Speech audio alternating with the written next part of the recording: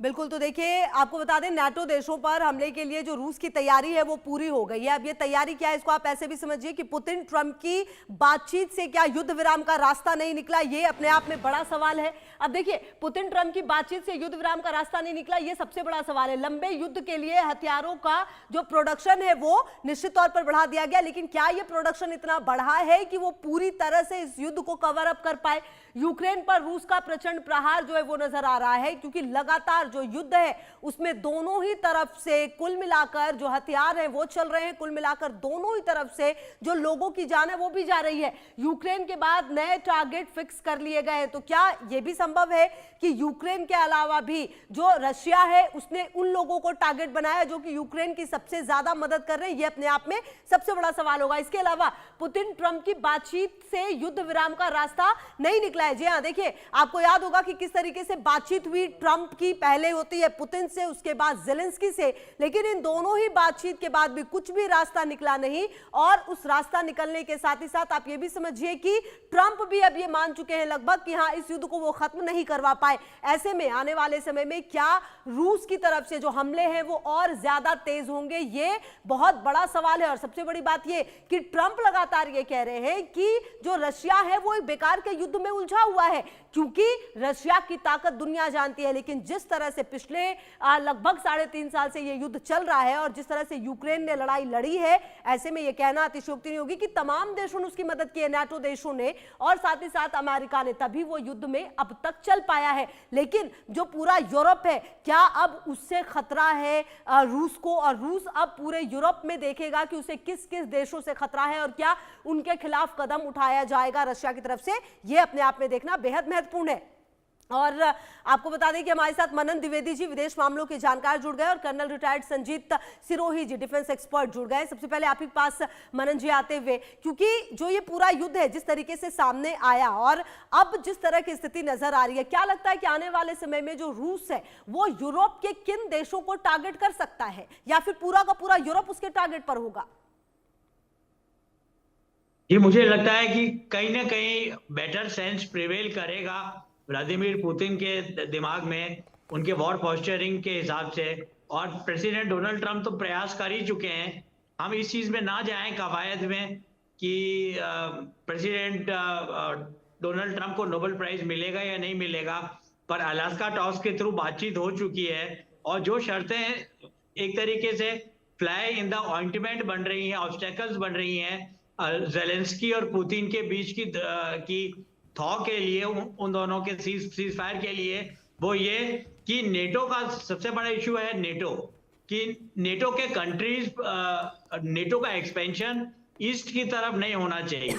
यहाँ पर हम इतिहास में जाएं तो हम पाएंगे कि 2007 में म्यूनिक स्पीच दी थी व्लादिमीर पुतिन ने 10 फरवरी को म्यूनिक में। उसमें उन्होंने कहा था कि नेटो का जो एक्सपेंशन है ईस्टवर्ड वो रुकना चाहिए, और बल्कि ये भी कहा गया था कि रशिया को यूरोपियन यूनियन के संग संग रखा जाए और रशिया और यूरोपियन यूनियन, रशिया को भी इंटीग्रेट किया जाए यूरोपियन यूनियन की इकोनॉमी से और जियो स्ट्रेटेजी से। पर ये सारी की सारी बातचीत रियलिटी में परिलक्षित नहीं हो पाई और इसके कारण जो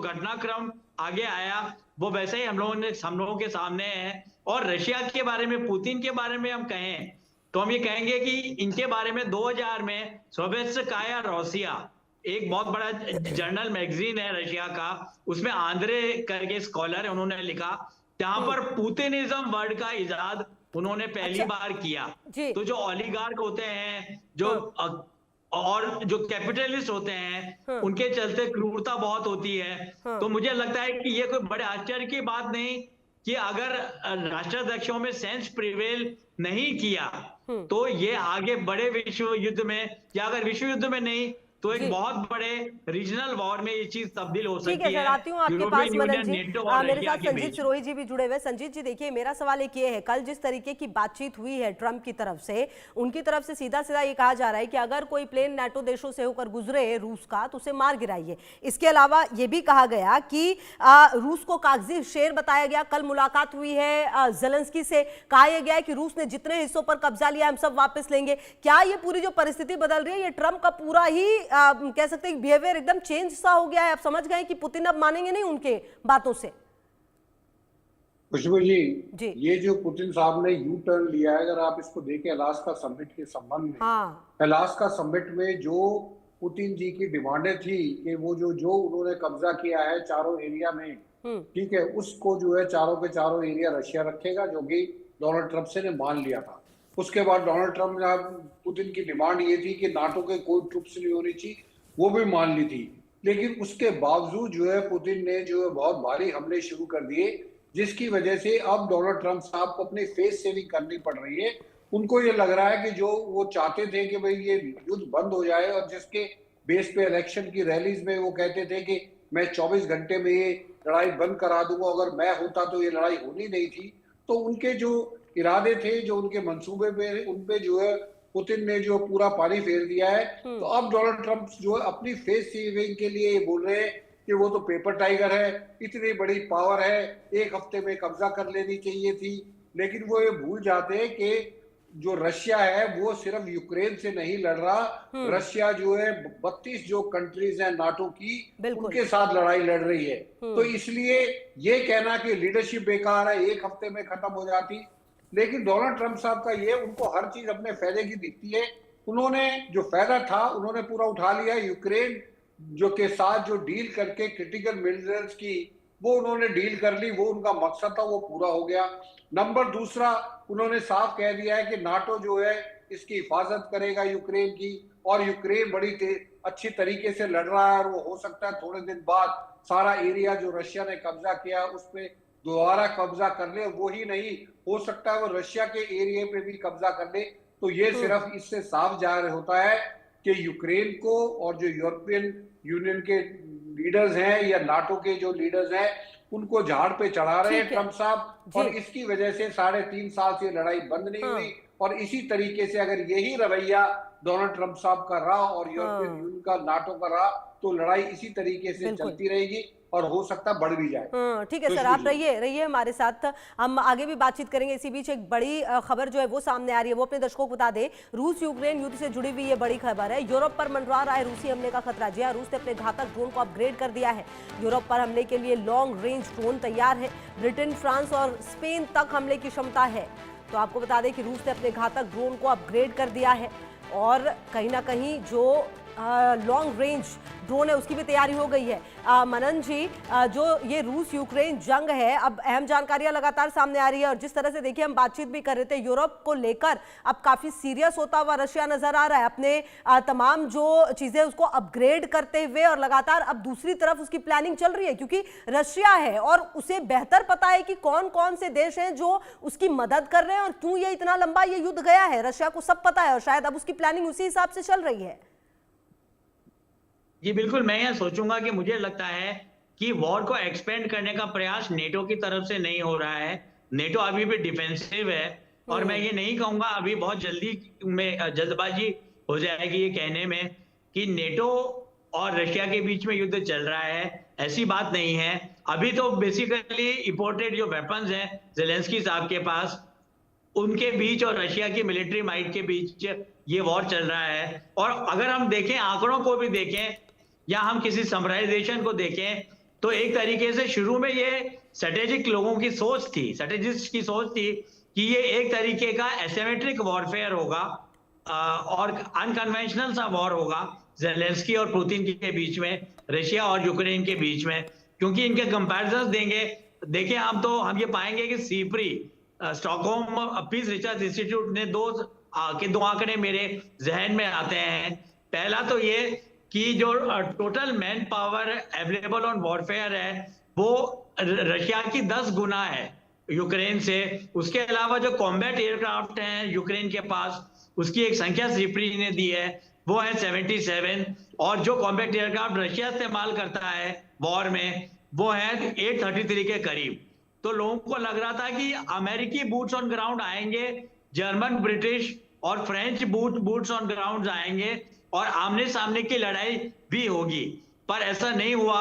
और ये बात मैं भी कहना चाहूंगा कि ज़ेलेंस्की को चने की झाड़ पे चढ़ा के एक तरीके से नेटो कंट्रीज ने और अमेरिकन ने एक तरीके से सैक्रिफाइसल लैम्ब बना दिया जेलेंस्की को और यूक्रेन को। सबसे बड़ी बात है कि अब आगे देखने वाली बात यह है कि पोलैंड, इस्टोनिया और रोमानिया के ऊपर जो इनके ड्रोन्स भेजे गए, रूस के जो ड्रोन्स भेजे गए, वो एक सीधा साधा इंडिकेशन है जबकि कि ये वॉर आगे बढ़ाया जाएगा।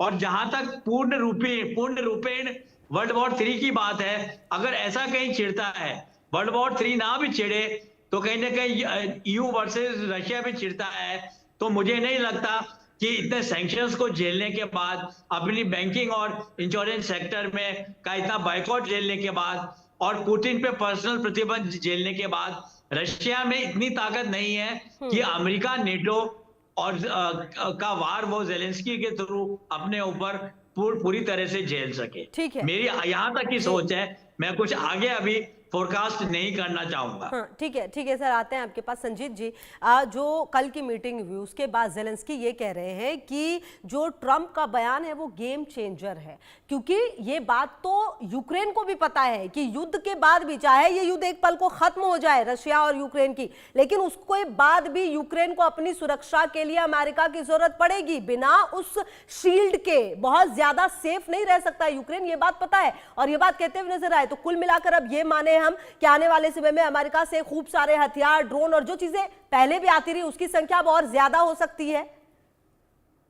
बिल्कुल खुशबू जी, ये बात, लेकिन जेलेंस्की साहब एक बात को भूल रहे हैं कि सिर्फ डोनाल्ड ट्रंप की कल स्टेटमेंट आने से अगर मुझे सोच रहे गेम चेंजर, तो 6 महीने पहले जब जो बाइडेन साहब प्रेसिडेंट थे तब तो पूरा जो है यूक्रेन को पूरी मदद दे रही थी, तब भी गेम चेंजर नहीं हुआ।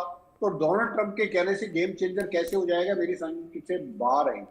लेकिन ये जो मैं बता रहा हूं आपको, ये यूक्रेन जो कार्रवाई कर रहा है, जेलेंस्की साहब को ये समझ में नहीं आ रहा कि ये एक प्रॉक्सी की तरह नाटो के और यूरोपियंस के और अमेरिकन के एक प्रॉक्सी बन के लड़ाई लड़ रहे हैं। और इन्होंने पिछले 3.5 साल में अपने देश में इतनी तबाही करा दी है कि वो तबाही कितने सैकड़ों साल लग जाएंगे तब भी वो तबाही पूरी नहीं होगी। ये उनकी समझ में नहीं आ रही है। मेरे को समझ में नहीं आ रहा है कि उनका एक 20% एरिया रशिया के कब्जे में है, उनके बाकी जो इंफ्रास्ट्रक्चर है बुरी तरीके से तबाह हो चुके हैं, उनके सिविलियंस की कैजुअलिटी इतनी हो चुकी है। और मुझे नहीं लगता कि कितने भी हथियार जो है नाटो कंट्रीज या अमेरिकन दे दें कि वो रशिया को वापस धकेल देंगे और उसी लाइन पे आ जाएंगे जिस लाइन से लड़ाई शुरू हुई थी। तो ये तो मानने वाली बात नहीं है। लेकिन हाँ, अगर ये युद्ध उस लेवल में पहुंचता है, नाटो वर्सेस रशिया हो जाता है और डायरेक्ट लड़ाई हो जाती है, तो उस केस में फिर ये लड़ाई जो है सिर्फ वहीं तक सीमित नहीं रहेगी। क्योंकि आप देख रहे हैं कि नॉर्थ कोरिया के ट्रुप्स वहां पे लड़ रहे हैं, बेलारूस बिल्कुल तैयार बैठा हुआ है, चाइना की रशिया को पूरी मदद है। तो ये सारे देश मिलके रशिया को हारने नहीं देंगे। उस स्थिति में हालात और खराब हो जाएंगे। और डोनाल्ड ट्रंप का साहब का जो ये यू टर्न है, इससे आने वाले समय में आप देखेंगे कि बहुत ज्यादा नुकसान हो जाएगा यूक्रेन का भी और यूरोप का भी। अमेरिका का नहीं होगा क्योंकि अमेरिका के तो हथियार बिक रहे हैं, उनकी फैक्ट्रियां धड़ाधड़ हथियार बना रही है, तो अमेरिका पे कोई फर्क नहीं पड़ेगा। फर्क पड़ेगा यूरोपियन यूनियन पे और रशिया पे। जी बिल्कुल बिल्कुल। और कहीं ना कहीं अब तो ये देखने वाली बात है कि आने वाले समय में और क्या कदम उठाए जा सकते हैं। अच्छा मनन जी, देखिए जब बातचीत हुई थी ट्रंप की और पुतिन की और उसके बाद उनकी जेलेंस्की से, ऐसा लग रहा था एक पल को कि अब तो तीनों शायद एक मंच पर आ जाएं और बातचीत होकर कुछ संभव हो। लेकिन ऐसा अचानक क्या हो गया है कि पुतिन अब इस तरीके का रुख अपनाने लगे हैं और जिस तरीके से अब उन्होंने पूरी प्लानिंग कर ली है कि भाई अब हर वो देश रडार पर है जो कि मदद कर रहा है, तो कुल मिलाकर वो सीधे सीधे अमेरिका के खिलाफ भी तो हथियार उठाने की अब एकदम तैयारी कर रहा है ना, क्योंकि अमेरिका तो मदद कर रहा है। ये बात तो दुनिया जानती है यूक्रेन को युद्ध में। देखिए, यहां पर मैं सोचूंगा कि मैंने पहले अपने जब मैंने इंटरफेयर किया टॉक में, तो ये बताया था कि पुतिनिज्म नाम की एक बला है, एक कॉन्सेप्ट है जिसपे हमको देखना चाहिए। और पुतिन ने जब शुरू में बहुत कॉन्सिलिएटरी बातचीत की 20 वर्षों पहले, हम लोगों को इतिहास के बारे में भी बात करनी चाहिए कि 1999 से अब हो चुका है 2025, जिसमें 4-5 बार पुतिन रशिया के प्रेसिडेंट रह चुके हैं और उससे पहले वो 2-3 बार प्राइम मिनिस्टर भी रह चुके हैं। तो उस दौरान उन्होंने बहुत कॉन्सिलिएटरी नोट रखा अपना अमेरिका की तरफ, कॉन्सिलिएटरी मतलब दोस्ती का हाथ बढ़ाया यूरोपियन यूनियन की तरफ। और नेटो की तरफ। पर जो नेटो का जब एक्सपेंशनिज्म नहीं रुका, उनकी विस्तारवाद नहीं रुका, तो फिर हमें देखना पड़ेगा दूसरे आर्ग्यूमेंट की तरफ। और ये आर्ग्यूमेंट कहता है कि जो रशिया की जो मिलिट्री डॉक्ट्रिन है, उनकी जो स्ट्रेटेजिक डॉक्ट्रिन है, उसमें एक शब्द है व्रोदबा, वो कहता है स्ट्रगल। तो उसका अर्थ ये होता है कि कहीं पर भी रशिया की कूटनीति में और या फिर उनकी सैन्य शक्ति की कूटनीति में युद्ध को, कॉन्फ्लिक्ट को और वेपनाइजेशन को नेगेटिव नहीं माना गया है। ये बिल्कुल एसेंशियल माना गया है कि जहां पे रशिया के राष्ट्रहित, उनकी शक्ति, उनकी पावर और इन्फ्लुएंस कोशॉन्ट कम होता है, तो विदेश नीति और कूटनीति का एक अभिन्न अंग है युद्ध। इसको आगे भी रशियंस ने बोला है स्ट्रगल। तो अगर स्ट्रगल भी करना पड़े इसके लिए, तो व्लादिमीर पुतिन पीछे नहीं हटेंगे। और जहां तक पर्सनैलिटी की बात है, व्लादिमीर पुतिन भी ट्रंप की तरह यू टर्न लेते रहे हैं। जब युद्ध में काउंटर ऑफेंसिव शुरू किया था 1-1.5 साल पहले यूक्रेन ने रशिया के ऊपर, तब धमकी दी थी इन्होंने, व्लादिमीर पुतिन ने, कि ज़पोरिज़िया का जो न्यूक्लियर प्लांट है उसके ऊपर भी न्यूक्लियर अटैक होगा। और तब भी इन्होंने कहा था कि यूरोप पे भी न्यूक्लियर मिसाइल दागा जाएगा। उस समय बात हो रही थी रशिया के हाइपरसोनिक मिसाइल की। तो ये हाइपरसोनिक मिसाइल यूक्रेन पे भी दागा जा सकता था और यूरोपियन कंट्रीज पर भी दागा जा सकता था, पर ऐसा कुछ हुआ नहीं। पर फिर भी मुझे लगता है कि अगर स्थितियां बहुत बिगड़ी तो न्यूक्लियर वॉरफेयर का तो साथ नहीं देंगे, को नहीं अपनाएंगे व्लादिमीर पुतिन। पर इतना जरूर है कि जैसा कि पहले भी कहा, नॉर्थ कोरिया, चाइना, टर्की, ये लोग भी युद्ध में शामिल होके कहीं ना कहीं इंटरफेयर कर सकते हैं। और मैं अंतिम बात अपनी यहाँ ये कहना चाहूंगा कि रशिया का ऑटोमन टर्क एम्पायर की तरह, तुर्की की तरह रशिया का भी एक पुराना ड्रीम रहा है, एक रशियन स्वप्निल इमेजिनेशन रहा है कि जो 1991 में जब सोवियत यूनियन का खंड हुआ, उस डिफरेंट पार्ट्स में डिवाइड हुआ, तो ये जो कंट्रीज, जो सैटेलाइट कंट्रीज वहां पे स्वाधीन राष्ट्र बने, जैसे कि यूक्रेन, जॉर्जिया और बाकी के जो कंट्रीज है सैटेलाइट बने, जैसे कि जो आपके स्थान हैं, उज्बेकिस्तान, कजाकिस्तान, तुर्कमेनिस्तान, इन सब जगह पर रशिया ने इंटरनल पॉलिटिक्स करना जारी रखा और अंदर से इन देशों को तोड़ने का प्रयास जारी रखा। क्योंकि रशिया के साहित्य, लिटरेचर और इथोस के हिसाब से यह है कि वो ज़ारिस्ट रशिया का जो स्वर्णिक और हेजेमोनिक एग्जिस्टेंस था, उसको किसी न किसी तरह आज के मॉडर्न वॉरफेयर में, एआई ड्रिवन वॉर और पॉलिटिक्स में कहीं ना कहीं उसको वापस लाया जाए। तो मुझे लगता है कि रशिया पे अगर दबाव बढ़ा, तो इस रूसी साम्राज्य की तरफ भी हम लोग देख सकते हैं, या इसकी तरफ भी बातचीत हो सकती है। अच्छा संजीत जी, अब मेरा एक सवाल आपसे है जाते जाते कि बदलती परिस्थितियों में जो सिचुएशन नजर आ रही है, कल जब जेलेंस्की से पूछा गया तो उन्होंने कहा कि भारत हमारे साथ है, इस पर कोई कंफ्यूजन नहीं है। भारत ने अपनी चीजें बहुत ही क्लियर रखी है, क्रिस्टल क्लियर रखी है, लेकिन आने वाले समय में भारत का रुख क्या हो सकता है? देखिए, भारत का रुख बिल्कुल साफ है। भारत जो है लड़ाई के हक में नहीं है। भारत में जो है रशिया के साथ भी भारत के संबंध अच्छे हैं, बल्कि जब से अमेरिका ने टैरिफ लगाने शुरू किए तब से भारत के संबंध रशिया के साथ अच्छे हैं और अच्छे ही रहने चाहिए, क्योंकि हम अमेरिका के ऊपर भरोसा नहीं कर सकते कि वो कल हमारे साथ क्या करेंगे, क्या नहीं करेंगे। जहां तक जेलेंस्की साहब का ये सवाल है कि जी इंडिया हमारे साथ है, वो उनकी जो है ये भारत की डिप्लोमेसी की जीत है, जिसमें दोनों देश, रशिया भी कहता है कि भारत हमारे साथ है, यूक्रेन भी कहता है रशिया हमारे साथ है। तो मुझे लगता है ये मोदी सरकार की और हमारे फॉरेन मिनिस्टर की ये जो है जीत है कि दोनों लड़ने वाले देश हमको अपना दोस्त मानते हैं, और हमने अब तक 3.5 साल में दोनों के साथ इक्वल डिस्टेंस रखा है।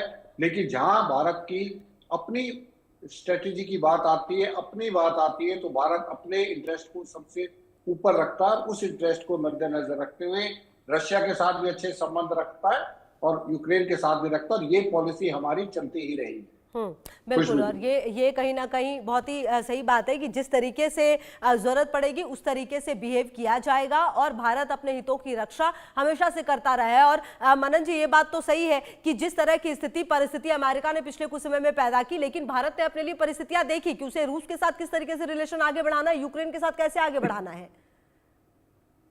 जी बिल्कुल, आपकी बात सही है। मैं यहाँ पर ये कहना चाहूंगा कि जब प्रेसिडेंट ट्रंप ने ये अपना डिक्लेरेशन दिया कि आप या तो हमारे साथ हैं या रूस के साथ हैं, और अगर आप रूसी ऑयल लेते हैं या रूस से कोई भी व्यापार और ट्रेड और इन्वेस्टमेंट का रिश्ता रखते हैं तो हम आप लोगों के साथ नहीं है। तो उस समय हमारे ऑनरेबल प्रधानमंत्री नरेंद्र मोदी जी और जयशंकर साहब, जो बहुत बड़े डिप्लोमेटिक टैलेंट हैं भारत के, वो चाइना, और वो उनको एक्सपीरियंस भी है एक हॉस्टिलिटी को झेलने का, क्योंकि वो कुछ वर्ष चीन में भारत के एम्बेसडर रह चुके हैं, राजदूत रह चुके हैं। तो भारत ने, मैं भी यही कहूंगा कि भारत के लिए बहुत बड़ा अचीवमेंट रहा है कि हम लोगों ने एक जो अगर मदारी का खेल देखें तो इसमें यह होता है कि नीचे मदारी डमरू को बजाता है और एक छोटी सी बच्ची दो पोल्स के बीच में रस्सी बांध के एक रस्सी के कोने से दूसरे कोने पे जाती है। इसे कहते हैं टाइट रॉप वॉक। तो भारत के लिए भी ऐसा ही डिलेमा और ऐसी ही विकट परिस्थिति उपस्थित हो गई थी जब जेलेंस्की साहब भी बीच में नाराज हो गए थे। जब प्रधानमंत्री मोदी भी एक साल पहले जब गए तो यूक्रेन भी गए, वो कीव भी गए और मॉस्को भी गए, क्रेमलिन में भी गए, और जेलेंस्की ने तब फ्रस्ट्रेट होके ये बयान दिया था कि हम भारत पे कैसे विश्वास करें, हम भारत के प्रधानमंत्री और भारत के फॉरेन पॉलिसी पे क्यों विश्वास करें, जबकि जब रशिया ने कुछ एक स्कूल के ऊपर बॉम्बार्डमेंट कराया था, 50-55 बच्चे आहतात हुए थे, उस समय मोदी जी क्यों मिल रहे हैं, ऐसा जेलेंस्की ने कहा था कि मोदी जी क्यों मिल रहे हैं जाकर पुतिन से। तो मैं भारत की तरफ बात को लाता हूं और मैं यही कहना चाहूंगा कि ये टाइट रॉप वॉक रशिया और अमेरिका के बीच में भारत ने बड़ी चालाकी से, बड़ी ही स्मार्टनेस से और स्मार्ट डिप्लोमेसी कहते हैं, स्मार्ट डिप्लोमेसी बना के चली। वो अलग बात है कि रशियन ऑयल लेने के कारण बिल्कुल, और भारत ने हमेशा ही अपने हितों के अनुसार ही काम किया है, चाहे परिस्थितियां कैसी भी हो। बहुत शुक्रिया मनन जी आपका भी और संजीव जी आपका भी हमारे साथ जुड़ने के लिए और इस चर्चा में शामिल होने के लिए। बहरहाल आगे देखना होगा कि किस तरीके की स्थितियां रशिया यूरोप के लिए पैदा करता है। तमाम खबरों पर नजर है, आप रहिए हमारे साथ, देखते रहिए इंडिया न्यूज।